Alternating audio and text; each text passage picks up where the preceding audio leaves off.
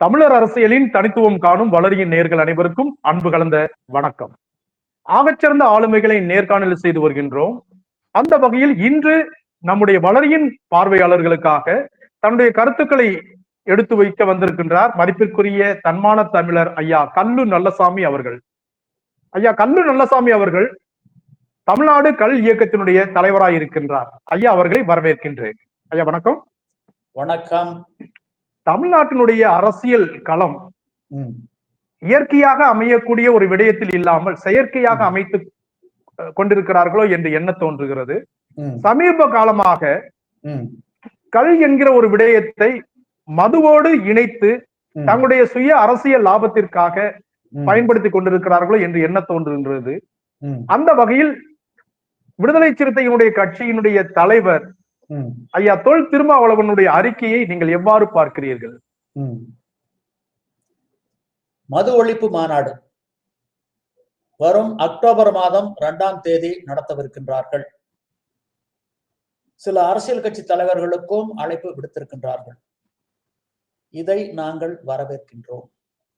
அதே நேரத்தில் நீங்கள் கொண்டிருக்கும் மது கொள்கையில் மது பட்டியலில் கள் இடம்பெற்றிருக்கின்றதா இல்லையா? நீங்களும் எந்த இடத்துல கேக்குறீங்க? நீங்களும் உங்களுடைய கட்சியும் திருமாவளவன் அவர்களை கேட்கின்றோம். நீங்களும் உங்களுடைய கட்சியும் கள்ளும் ஒரு தடை செய்யப்பட வேண்டிய போதைப் பொருள் தான், மதுதான் என்ற நிலைப்பாட்டை கொண்டிருந்தால் கள்ள இயக்கத்துடன் வந்து வாதிடலாம். அந்த வாத விவாதத்தில் கள்ளும் ஒரு தடை செய்யப்பட வேண்டிய போதைப் பொருள் தான், மதுதான், இது உணவு ஆகாது என நிரூபித்து விட்டால் கள்ள இயக்கம் தன்னுடைய நிலைப்பாட்டை மாற்றிக்கொள்ளும், தோல்வியை தவறை ஒப்புக்கொள்ளும், வெற்றி பெற்ற உங்களுக்கு 10 கோடி ரூபாய் பரிசும் கொடுக்கும். அப்படி ஒரு நிலை வருகின்ற பொழுது நீங்கள் இந்திய அளவில் பேசப்படுவீர்கள், நீங்கள் உயர்த்தி நிலை நிறுத்தப்படுவீர்கள், தமிழ்நாட்டு மக்களின் இதயங்களில் நீங்கள் இடம்பெறுவீர்கள். வரக்கூடிய 2026 தேர்தலில் அது வாக்காக மாறும். பெரும் அளவில் தமிழ்நாட்டில் வெற்றி பெறக்கூடிய வாய்ப்பு உங்களுடைய கட்சிக்கு கிடைக்கும். உங்களுடைய அறிவுறுத்தலை பார்த்தா திமுக கட்சிக்கு பிரசாந்த் கிஷோர் போல விடுதலை சிறுத்தைகள் கட்சிக்கு அவருடைய வெற்றிக்கு நீங்கள் மற்றொரு பிரசாந்த் கிஷோராக இருப்பது போல தோன்றுகிறது. ஏன் திடீர் என்ன விடுதலை சிறுத்தைகள் மீதான அக்கறை? அதற்கான காரணம் என்ன? இல்ல, எங்களை நல்வழிப்படுத்துங்கன்னு தான் சொல்றோம். இதுவரையிலும் நாங்க 20 ஆண்டுகளா அரசியல் கட்சிகளுக்கு அழைப்பு கொடுத்தோம்.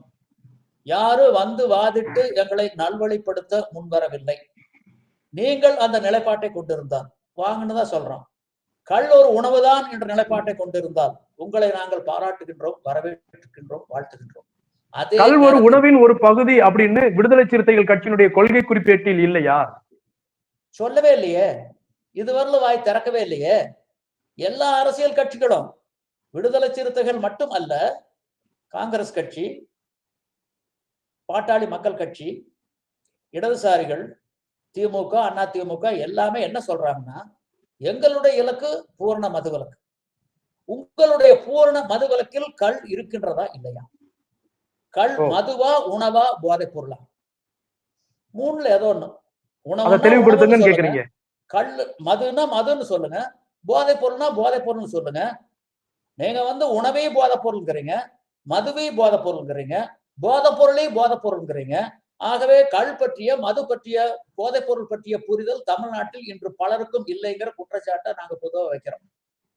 ஏன்னா கள் ஒரு உணவு, மதுங்கிறது பிராண்டி இருக்கு, விஸ்கி இருக்கு, ரம் இருக்கு, சாராயம் இருக்கு, வோட்கா இருக்கு, இவைகள்லாம் மதுக்கள்.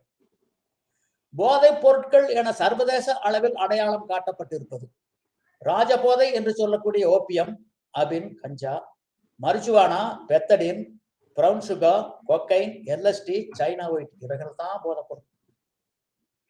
நீங்க சிங்கப்பூர் போறீங்க, உங்க சட்டப்பையில ஒரு 6 கிராமுக்கு மேல அபின் இருக்கு. அப்படி இருந்தால் நீங்கள் கைது செய்யப்படுவீர்கள். You are under arrest. You are liable to be prosecuted. The burden of proof lies upon the accused side, not the prosecution side. ஒவ்வொரு வழக்கிலையுமே அரசுதான் இவர் குற்றவாளியை நிரூபிக்கணும். ஆனா இந்த போதைப் பொருளை பொறுத்த அளவில் யார் மீது குற்றம் சுமத்துகின்றாரோ அவர்தான் தன்னை நிரபராதி என 2 மாதத்துக்குள் நிரூபிக்க வேண்டும். நிரூபிக்க தவறினால் கேபிட்டல் பனிஷ்மெண்ட், உயரிய தண்டனை, மரண தண்டனை. இது போதைப் பொருளுக்கு. அதே நேரத்தில் சிங்கப்பூர்ல இவர் போதைப் பொருள் மது வச்சிருந்தாரு, இவர் பிராண்டி வச்சிருந்தாரு, விஸ்கி வச்சிருந்தாரு, ரம்மு வச்சிருந்தாரு, சாராய வச்சிருந்தாரு, வோட்கா வச்சிருந்தாருன்னு சிரின்னு சிரிப்பாங்க. உணவு வேறு, மது வேறு, போதைப் பொருள் வேறு. அங்க கள்ள உணவா ஏத்துக்கிறாங்க. ஆனா தமிழ்நாட்டில மட்டும் எல்லாம் ஒண்ணுதான். கள்ளு போதைப் பொருள் தான், மதுக்களும் போதைப் பொருள் தான், போதைப் பொருட்களும் போதைப் பொருட்கள் தான். ஐயா, கள்ளு குடிப்பதனால போதை உண்டாகுமா உண்டாகாதா? போதை எதில் இல்லை. நீங்கள் உண்ணுகின்ற உணவு எல்லாமே ஆல்கால் இருக்கு, பருகின்ற பானம் அத்தனையிலும் இருக்கு. எதுல ஆல்கால் இல்லை? நீங்க கறக்கக்கூடிய பால்ல ஆல்கால் அவ்வளவா இராது. அதே தயரா மோரா மாறும்போது ஆல்கால் வந்துடும். ஆக்கக்கூடிய சுடுசோத்துல அவ்வளவாக இராது. பழைய சோறா மாறும்போது வந்துடும். தேன்ல இருக்கு, பழச்சாத்துல இருக்கு. நீங்க இட்லி சுடுறதுக்கு மாவாட்டுறீங்க, ஆட்டணும்னு இட்லி சுட்டா சுட முடியுமா? தோசை வார்க்க முடியாது, முடியாது. அது புளிச்சு போகணும். புளிச்சு போகும்போது ஃபர்மெண்டேஷன் ஆக ஆல்கால் வந்துடும். ஆக இட்லி தோசை பணியார ஓத்தப்போ உங்க பார்வையில போதைப் பொருள் தான். 2வது, மனிதர்களுக்கு மட்டுமல்ல, சில உயிரினங்களுக்கு மட்டுமல்ல, தாவரங்களுக்கு போதைப் பொருள் அவசியம். இப்போ போதை அவசியம்ன்றது நிலைப்பாட்டுல இருக்கீங்க. தாவரங்களுக்கு அவசியம், தாவரங்களுக்கு ஆல்கால் அவசியம். உதாரணம் சொல்றேன் கேளுங்க. சேடபாச்சிரம் சேத்தலை ஓட்டுறோம். சேத்தலை ஓட்டி உடனே நாத்து நட்டா நாத்து துளிர்க்காது, அப்படியே காஞ்சு போய்தான் தலையை கீழ இருந்து. அதே நேரத்துல அந்த சேர ஒரு வாரம் புளிக்க வச்சோம்னா அதுல ஆல்கால் வந்துடும். அந்த புளிக்க வச்ச சேத்துல நாத்த நட்டோம்னா நாத்து நட்ட வாக்குல அப்படியே துளிர்க்கும். நுண்ணுயிர்கள் பெருக்கம் வேணும்ன்றீங்க. ஆமா, பயிர்களுக்கும் ஆல்கால் தேவை, வளர்ச்சிக்கு தேவை. இந்த அடிப்படை புரிதல் இல்லாமதான் சில அரசியல் கட்சி தலைவர்கள் நாங்கள் ஆட்சிக்கு வந்தால் 1 பைசா லஞ்சம் இருக்காது, 1 சொட்டு ஆல்கஹால் இருக்காது. அப்படி ஆல்கஹால் இல்லாத பானத்தை தான் பருகுவேன், உணவைத்தான் உண்பேன்னா நீங்க சாகர தவிர வேற வழியே கிடையாது. ஆக ஒரு புரிதலும் கிடையாது தமிழ்நாட்டு அரசியல்வாதிகளுக்கு மது கொள்கை, மது விலக்கு பற்றி. இப்ப இதுவரைக்கும் அப்போ இந்த எந்த புரிதலுமே இல்லாமத்தான் இது போன்ற ஸ்டேட்மெண்ட்களை, கூற்றுக்களை, வாக்குமூலங்களை வெளியிடுறாங்களா? ஆமா, அண்ணாமலை என்ன சொல்றாரு, என்ன சொல்லிக்கிட்டு திரியிறாரு? தமிழ்நாடு அரசு கள்ளுக்கு அனுமதி கொடுக்க வேண்டும், தமிழ்நாட்டில் கள்ளு கடைகளை திறக்க வேண்டும். நான் பலமுறை முயற்சித்தேன். அவர் நல்வழி. அண்ணாமலை மட்டுமல்ல, சீமானும் அதை வழிமொழிகிறாரே. எல்லாருமே பேசுறாங்க. நான் அவரை மட்டும் சொல்ல, அண்ணாமலை மட்டும் குறை சொல்ல. ஒரு சட்டப்பேரவை உறுப்பினர் சட்டப்பேரவையிலே பதிவு பண்றாரு, தமிழ்நாடு அரசு கள்ளுக்கு அனுமதி கொடுக்க வேண்டும், தமிழ்நாட்டில் கள்ளு கடைகளை திறக்க வேண்டும். இவை இரண்டுமே அரசியலமைப்பு சட்டத்துக்கு எதிரானவை, புரிதலின்மையினுடைய வெளிப்பாடுகள். எதற்காக தமிழ்நாடு அரசிடம் கள்ளுக்கு அனுமதி கேட்க வேண்டும்? 1950 ஜனவரி 26 அரசியலமைப்பு சட்டம் நடைமுறைக்கு வந்தது.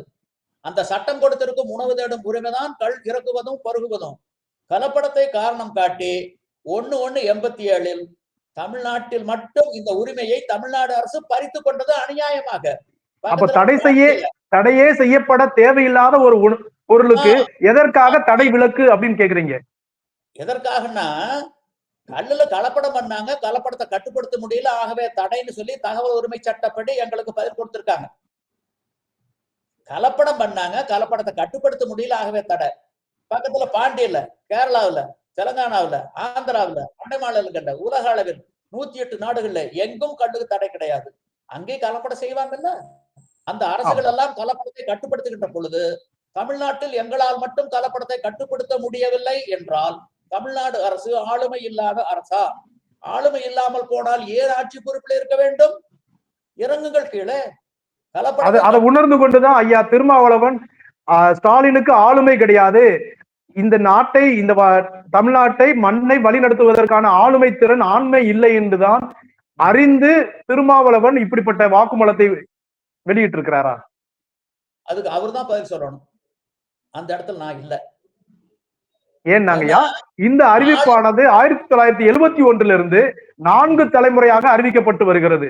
ஐயா கருணாநிதியின் மகன் மு.க. ஸ்டாலினுடைய உடன்பிறவா சகோதரி கனிமொழி, அவர் பெற்றெடுத்த மகன் உதயநிதி வரைக்கும் 4 தலைமுறைகளாக மதுவை ஒழிப்பதை குறித்தே பேசிக் கொண்டிருக்கிறார்கள். எல்லாம் பேசிட்டே தான் இருக்காங்க. ஒழிச்சாங்களா? வாய்ச்சொல் வீரர்னு சொல்றீங்களா? மது விற்பனை கூட்டிகிட்டே இருக்காங்க. விற்பனை குறைஞ்சதுன்னா மாவட்ட ஆட்சியர் பதில் சொல்லி ஆகணும். ஏன் குறைஞ்சது? அவர் அந்த இலக்கை எட்டாம போச்சுன்னா அந்த மாவட்டத்துல மாவட்ட ஆட்சியர் இருக்கிறதுக்கு தகுதி இல்லை சொல்லக்கூடிய அளவுல அவருடைய தள்ளப்பட்டிருக்கு. குடிகாரருடைய எண்ணிக்கை ஏன் குறைஞ்சிருச்சு அக்கறை எடுப்பதற்கு ஐஏஎஸ் கேடர்ல ஒரு ஆபீசரா? ஐயோ, நீங்க எது குடிகாரன்னு சொல்றீங்க? குடிகாரன்னு சொல்லக்கூடாது. மதுப்பிரியர்கள், மதுப்பிரியர்கள். அவங்களை குடியாரர்கள் சொல்லவே கூடாது. அதுல சுயமரியாதை மதுவளத்துறை அமைச்சரே சொல்லியிருக்காரு, குடிகாரர்கள்னு சொல்லாதீங்க, எனக்கு கோபம் வரும், மதுப்பிரியர்கள்னு சொல்லுங்க. அதுல கூட சூடு சொரண பாக்குறாரா? ஆமா, மது வருவாயை வைத்துத்தான் நாங்கள் நலத்திட்டங்களை நடத்துகின்றோம், அரசு ஊழியர்களுக்கு சம்பளம் கொடுக்கின்றோம் என்று பெருமையாக பேசி வருவது தமிழ்நாட்டுக்கு வந்திருக்கக்கூடிய ஒரு தலை குடிவு, வெக்கக்கேடு. அண்ணாவின் பெயரை சொல்லி ஆட்சி செய்கிறவர்கள் அண்ணா சொன்ன அந்த கூற்றை மறந்து விட்டார்களா? மதுவை குறித்து அவர் சொன்னதை மறந்துட்டாங்களா? பெரியார் என்ன சொன்னாரு? அதுக்கு முன்னாடி போகணும். பெரியார் என்ன சொன்னாரு? 22/1/1963 பெரியார் கும்பகோணத்துல ஒரு கூட்டத்துல தலைமை தாங்கி பேசுறாரு. அப்போ உன்னை பதிவு பண்றாரு, நான் காங்கிரஸ் கட்சியில் இருந்த போது 1921 காங்கிரஸ்காரர்களுடைய பேச்சை கேட்டு கல்லிறக்கிய 500 தென்னை மரங்களை வெட்டி வீழ்த்தி விட்டேன். அது எவ்வளவு முட்டாள்தனம் என்பதை இன்று நான் உணர்கின்றேன். கல்லூர் தடை செய்யப்பட வேண்டிய போதைப் பொருளோ மதுவோ அல்ல, அது ஒரு சத்தான உணவு. கல்லுக்கு செயலுக்கு அவர் வருத்தம் தெரிவிச்சிருக்கிறாரு.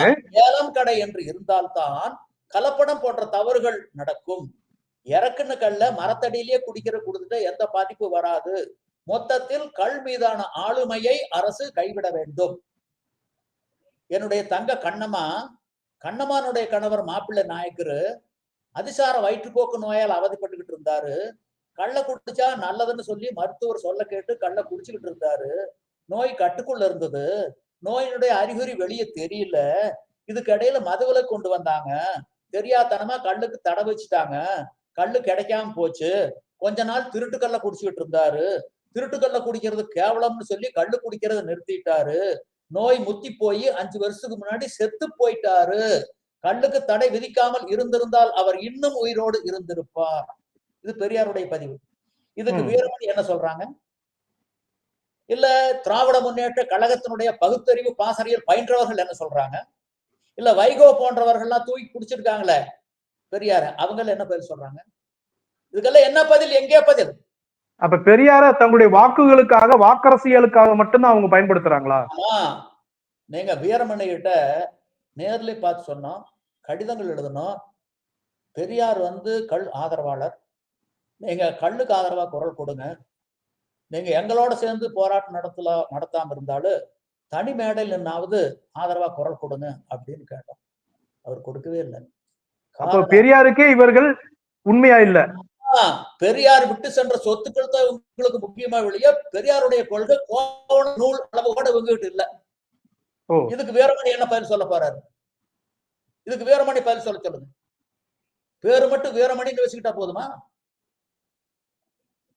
தமிழர் தலைவர் ஐயா, தமிழர் தலைவர் ஆசிரியர் கி வீரமணி. ஆமா, நாங்கெல்லாம் வேற வேற வெளிநாட்டுல இருந்து வந்துட்டுமா? நாங்கெல்லாம் தமிழர்கள் இல்லையா? எங்களுக்கு தாய்மொழி தமிழ் இல்லையா? நாங்கெல்லாம் எங்க இருந்தோ வந்தவர்களா? இப்ப இப்படி இருக்கும்போது திடீரென்று இன்னும் தேர்தல் நெருங்கி வருவதற்கு 2026 சட்டமன்ற தேர்தல் ஓராண்டு தான் இருக்கு. திடீரென புத்தருக்கு ஞானம் கிடைக்கப்பட்டது போல ஐயா திருமாவளவன் இப்படிப்பட்ட வாக்குமூலம் கொடுப்பதற்கு பின்னணியில ஏதாவது வேறு காரணங்கள் ஏதாவது இருக்கா? அந்த பின்னணிகள் அவர் தான் சொல்லணும். பலர் யோகத்தினுடைய அடிப்படையில தங்களுடைய கருத்துக்களை பதிவு பண்றாங்க. நான் அந்த கற்பனை நோக்குல பதிவு விரும்பல. அரசியல் நோக்கம் வேண்டியதில்லை. அரசியல் நோக்கு வேண்டாம், அரசியல் சட்டப்படி நோக்குங்க. நீங்க கல் மதுவா இல்லையா, போதை பொருளா இல்லையான்னு சொல்ல கேக்குறீங்க. நீங்க இந்த தேர்தலில் வெற்றி பெற்று பாராளுமன்றத்தில் பதவி பிரமாணம் ஏற்றுக்கொண்ட போது அந்த அரசியலமைப்பு சட்ட பிரதியை கையில தூக்கி புடிச்சுக்கிட்டு தானே பதவி பிரமாணம் செஞ்சுக்கிட்டீங்க 40 பேரு. அந்த அரசியல் அமைப்பு சட்டம் 47வது பிரிவில் என்ன சொல்லப்பட்டிருக்கு? அதை முன்னிறுத்தி வாதத்துக்கு வாங்க. The state shall regard raising the level of nutrition and the standard of living of its people and the improvement of public health as among its primary duties, and in particular the state shall endeavor to bring about the provision of the consumption except for medicinal purposes of intoxicating drinks and of drugs which are injurious to health. இதுக்கு பொருள் விளக்கம் கொடுங்க. We want interpretation for article 47. கள் உணவா மதுவா போதை பொருளா? கள்ளுக்கு தடை விதிக்கலாமா விதிக்க கூடாதா? அப்ப ஒட்டுமொத்தமாக போதைப் பொருளுக்கு ஒரு தடை விதிக்க வேண்டும் என்று தொல் திருமாவளவனுடைய கூற்றுக்கு பின்னாடி மதுவையும் சேர்த்து ஒழித்து விடுவார்களோ என்கிற ஒரு அச்சம் தான் உங்களுடைய கூப்பாட்டுக்கு காரணமா எடுத்துக்கலாமா? போதைப் பொருள் ஒழிக்கப்பட வேண்டிய ஒன்று, மது தவிர்க்கப்பட வேண்டிய ஒன்று, கள் குடியை கெடுக்கும், கள் தடை செய்யக்கூடாத ஒன்று. இந்த மூன்றுக்கு வேறுபாடு தெரியணும்.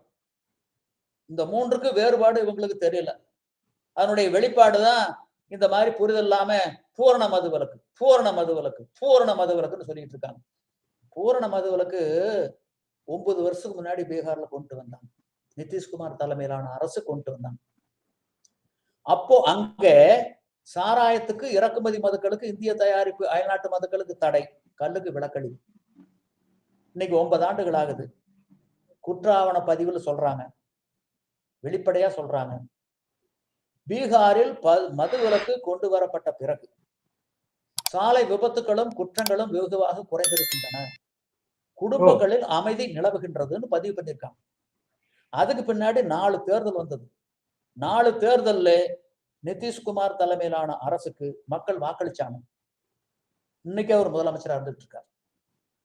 ஆக மது விலக்கு கொண்டு வரப்பட்டதால் அவருக்கு ஒரு பின்னடைவு ஏற்படவில்லை, முன்னேற்றம் தான். ஏன் இத மு.க. ஸ்டாலின் உணரல? இவங்க மந்திரி மு.க. ஸ்டாலின் உணரல, அவருடைய தகப்பன் காலத்துல இருந்தே இதை சொல்லிட்டு வர்றாங்க. ஏன் உணரலைன்னா இவங்க எல்லாம் சாராயம் காய்ச்சறாங்க. அமைச்சர்கள் பல பேர் சாராயம் காய்ச்சறாங்க. இதுல டாஸ்மாக் மூலமா அரசுக்கு வருமானம் எவ்வளவு? 50,000 கோடி. இது முன்கதவு மூலமா அரசுக்கு வருது, பின்கதவு மூலமா 1 லட்சம் கோடி போகுது. இதெல்லாம் பங்கு போட்டுக்கிறாங்க. லாப நோக்கத்தோட தான் இதெல்லாம் அனுமதிச்சுட்டு இருக்காங்க. 1 லட்சம் கோடி 1 லட்சம் கோடி பின்வாசல் வழியா போகுது. அது மக்களுக்கும் கிடைக்குது. தேர்தல் நேரத்துல நாங்க தான் கேட்கிறோமே, கெஞ்சறமே, என் வீட்டுல எவ்வளவு உடுப்பேன் நீ எனக்கு. அதுல ஒரு பகுதி அந்த லிக்கர் லாபி கிட்ட கையேந்தி அரசியல் கட்சிகள் எங்களுக்கு ஓட்டுக்கு பணமா கொடுக்குறாங்க. எங்களுக்கு வருது, இந்த மதுவில் எங்களுக்கு பங்கு இருக்கு. அதனாலதான் இடதுசாரி, வலதுசாரி, தேசிய கட்சி, மாநில கட்சி எல்லாமே சாராய பானக்குள்ளுக்கு வந்திருக்காங்க. கழுத்தடை நீக்குவது பற்றி அவர் குரல் கொடுப்பதே இல்லை யாருமே. சரி, அவர் கொடுக்கல. ஆனா அவருடைய கூட்டணியில இருந்து கொண்டே ஐயா தொல் திருமாவளவன் தெளிவா சொல்றாரு, மதுவிலக்கு கட்டாயம் வேண்டும் அப்படின்னு சொல்லிட்டு. இப்ப நீங்க ஒரு 10 கோடி ரூபாய் நீங்க தருவதாகவும் வாக்களிச்சிருக்கிறீங்க. இந்த குரலுக்கு தொல் திருமாவளவன் எப்படி பதிலளிப்பார்? அது அவர் தான் பதில் அளிக்கணும். அவர் தான் பதில் அளிக்கணும். அவருக்கு ஒரு பிரகாசமான அரசியல் எதிர்காலம் இருக்குன்னு நாங்க சொல்றோம். அவருக்கு நீங்க வழிவாசல்களை திறந்து கொடுக்குறீங்க. 2026 அவருடைய கட்சி வெற்றி பெறக்கூடிய ஒரு வாய்ப்பும், முதலமைச்சராகக்கூடிய ஒரு வாய்ப்பும் இதனால் கிட்டும். நிதிஷ்குமாருக்கு ஏற்பட்ட முன்னேற்றம் போலவே உங்களுடைய அரசியல் வாழ்க்கைக்கும் நீங்க பிரகாசம் இருக்குன்னு சொல்ல வர்றீங்க. கள்ளியத்துடன் வாதிட்டு கள்ளுமறு தடை செய்யப்பட வேண்டிய போதைப் பொருள் தான் மதுதான் என நிரூபித்து விட்டால் உங்களுக்கு பிரகாசமான எதிர்காலம் இருக்கும், ஒளிமயமான எதிர்காலம் உங்களுக்காக காத்திருக்கும். ஆனா இந்த சூழல்ல அண்ணன் திருமாவளவன் பூரண மதுவிலக்குன்னு பேசுறாரு. சகோதரர் சீமான், சகோதரர் அண்ணாமலை தெளிவாவே சொல்றாங்க, மதுபான கூடங்கள், டாஸ்மாக் நிறுவனம் ஒழிக்கப்பட வேண்டும், அதன் மூலமாக தயாரிக்கப்படக்கூடிய மதுபானங்கள் தடை செய்யப்பட வேண்டும் சொல்றதோட கல்லுக்கான தடையை நீக்க வேண்டும் என்று தெளிவாவே சொல்றாங்களே. கல்லுக்கான தடையை நீக்கணும் அவங்க சொல்றது இல்ல, கல்லு கடைகளை திறக்க வேண்டும், கல்லுக்கு அனுமதி கொடுக்க வேண்டும் தான் கேட்கிறாங்க. ஆக அண்ணாமலை போன்றவர்களுக்கும் கல் பற்றிய புரிதல் இல்லை, ஈஸ்வரன் போன்ற சட்டப்பேரவை உறுப்பினர்களுக்கும் இல்லை. அதனால் தான் தவறான பதிவை சட்டப்பேரவையில் பதிவு செய்திருக்கின்றார்கள் என்ற குற்றச்சாட்டை நாங்கள் சுமத்துகின்றோம் அவர்கள் மீது. சகோதரர் சீமான் தெளிவா இன்னொரு வழி மேல போய் சொல்றாரு, எனக்கு ஒரு 5 ஆண்டுகள் வாய்ப்பு கொடுங்க, இந்த இடத்துல இந்த அரசு டாஸ்மாக் நிர்வாகம் மூலமாக உருவாகக்கூடிய எல்லா விதமான மதுபான ஆலைகளையும் நான் மூடி விடுவேன்னு சொல்றாரு. அது அவர்தான் வந்து முடிவெடுக்கணும், அவர்தான் பதில் சொல்லணும். சரி, இப்ப இறுதியா நான் என்ன கேட்கிறேன்னா, 10 கோடி ரூபாய் உங்க கையில ரெடியா வச்சிருக்கீங்களா? 10 கோடி ரூபாய் தொல் திருமாவளவன் உங்களுடைய கூற்றை ஏற்றுக்கொண்டு கல் தடை கூடாத ஒரு பொருள் தான், மதுபான பட்டியலில் இருந்து அது விலக்கப்பட வேண்டும் அப்படின்னு தொல் திருமாவளவன் ஏற்றுக்கொண்டால் 10 கோடி ரூபாயை தொல் திருமாவளவனுடைய கையில ஒப்படைப்பதற்கு உங்களிடத்துல 10 கோடி ரூபாய் இருக்கா? 10 கோடி ரூபாய் இன்னைக்கு வந்து கேஷா கிடையாது. 10 கோடி ரூபாய்க்கு மேற்பட்ட சொத்து என்கிட்ட இருக்கு, என்னுடைய பேர்ல இருக்கு. அதை எல்லாமே திருமாவளவன் கொடுத்துடலாம்னு பாக்குறீங்களா? தாராளமா தாராளமா தாராளமா தாராளமா. இப்போ இதற்கான போட்டியை உங்களுக்கு விளக்கத்தை எந்த தேதிக்குள்ள உங்களுக்கு கொடுக்கணும்னு திருமாவளவன் நீங்க எதிர்பார்க்கறீங்க? நீங்க காந்தி ஜெயந்திக்கு முன்னாடி கொடுக்கணும். அந்த அக்டோபர் 2க்கு முன்னாடி கள்ளை இயக்கத்துடன் வந்து வாதிடணும். இல்ல கள்ளும் ஒரு தடை செய்யப்பட வேண்டிய போதை பொருள் அல்ல, மது அல்ல, அது உணவு என்ற நிலைப்பாட்டை இப்ப சீமான் போன்றவர்கள் சொல்லுகின்ற மாதிரி நிலைப்பாடு கொண்டிருந்தார். அதை நாங்கள் வரவேற்கின்றோம், அவரை பாராட்டுகின்றோம். பொதுத்தளத்துல ஒரு விவாதத்துக்கு அழைக்கிறீங்க நீங்க? ஆமா.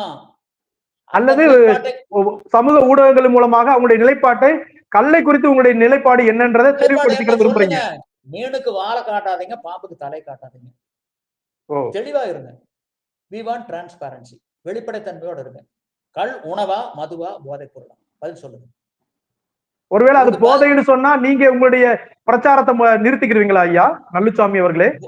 போதைங்கிறது, போதைக்கு காரணம் ஆல்கஹால். ஆல்கஹால் எதுல இல்லைங்கிற, அது பழைய சோத்துல இருக்கு, தயிர்ல இருக்கு, மோர்ல இருக்கு, பழச்சாத்துல இருக்கு, தேன்ல இருக்கு, இட்லி தோசை ஊத்தாப்ப பணியாரத்துல இருக்கு. அதுக்கெல்லாம் தடை வச்சு போட்டு கல்லுக்கு தடை விதிங்க. கல்லுல போதைக்கு காரணமான ஆல்கஹால் 4.5% இருக்கு. டாஸ்மாக் மதுல 42.8% இருக்கு. ஆனா கல்லுல உடலுக்கு தேவையான ஊட்டச்சத்துக்கள் ஏராளமா தாராளமா இருக்கு. அதே நேரத்துல இறக்குமதி மதுக்களிலும் இந்திய தயாரிப்பு அயல்நாட்டு மதுக்களிலும் கல்லு போதைக்கு காரணமான ஆல்கஹாலை தவிர எந்த ஒரு சத்தும் கிடையாது. அப்படி சத்து இருக்கு நிரூபிக்க சொல்லுங்க, அதுக்கு 10 கோடி ரூபாய் தரும். அப்ப இப்படி எடுத்துக்கலாமா? கல்லை குடிச்சு ஒரு குடும்பம் நாசமா போனதாக எங்கேயுமே சரித்திரம் இல்ல, ஆனா அரசு தயாரிக்கக்கூடிய டாஸ்மாக் சரக்குகளை குடிச்சு நாசமா போன, தரிசா போன குடும்பங்கள் உண்டு அப்படின்னு சொல்ல வர்றீங்களா? உண்டு. அதாவது அமிர்தம் இருக்கு, தேவாமிர்தம் இருக்கு. அதே அளவுக்கு மீறி குடிச்சா தேவாமிர்தம் நஞ்சுதான். அளவுக்கு மீறினால் அமிர்தமும் நஞ்சு. கல்லுன்னா அளவோட குடிக்கணும், அளவுக்கு மீறி குடிச்சா அதுவும் நஞ்சுதான். நீங்க அதிகமா எந்த உணவு எடுத்துக்கிட்டாலும் அது நஞ்சுதான். எல்லாம் அளவு இருக்கு. ஆனா ஆனா ஆனா வந்து சட்டத்துக்கு வரையறை சொல்றாரு ஜெர்மி பெந்தாம். அவர் தான் த ஃபாதர் ஆஃப் த லான்னு சொல்லுவாங்க, சட்டத்தினுடைய தந்தைன்னு சொல்லுவாங்க. லா is an evil, lesser evil will be enacted as law.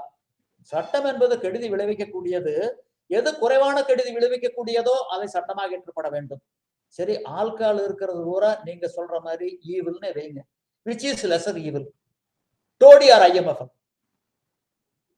Alcohol அதிகமா இருக்கிறது கல்லு இல்லையா, இறக்குமதி மதுக்களிலா, இந்திய தயாரிப்பு அயல்நாட்டு மதுக்களிலா? இது 4.5%, இது 42.8, which is lesser evil. பாரிய வேறுபாடு இருக்கு. அதுக்காவது வாங்க, அந்த நிலைக்காவது வாங்க. எதுவும் இல்லாம இன்னைக்கு இதே சென்னையில டாஸ்மாக் மது தெருவுக்கு 2 கடை இருக்குல்ல, தடிக்கு விழுந்தா மதுக்கடை மேலதானே விழணும். அந்த பிரியாணி கடை மேல விழுகணும். சென்னையில ஏராளமா கிடைக்குதுல்ல. நீங்க சென்னையில இருக்கக்கூடிய கல்வி நிறுவனங்களை சுத்தி போய் பாருங்க, அந்த கடைகள்ல போதைப் பொருள் ஏராளமா நீங்க பறிமுதல் பண்ணலாம்ல. பெட்டி கடைகள் எக்கச்சக்கமா கிடைக்குதுங்கய்யா. கிடைக்குதுல்ல, ரைட்.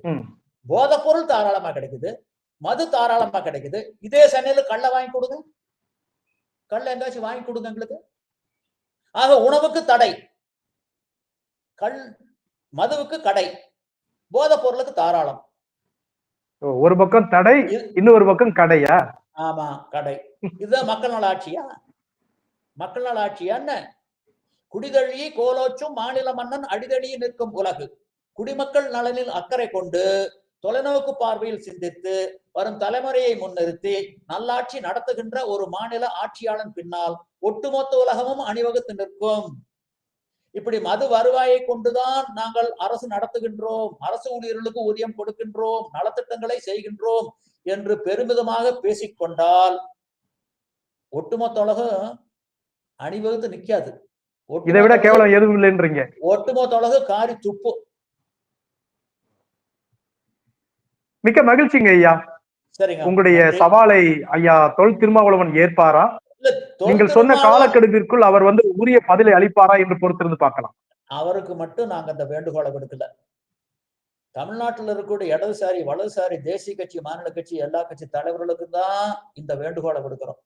இது சவால் அல்ல, எங்களை நல்வழிப்படுத்துங்கள்னு கேட்டுக்கிறோம். இதுவரை நீங்கள் கேட்ட பல கேள்விகளுக்கு பதிலளித்தீர்கள். எங்களுடைய வளரிய நேயர்களுக்காக தந்த கருத்துக்களுக்கு மிக்க நன்றி ஐயா. நன்றி, நன்றி, நன்றி.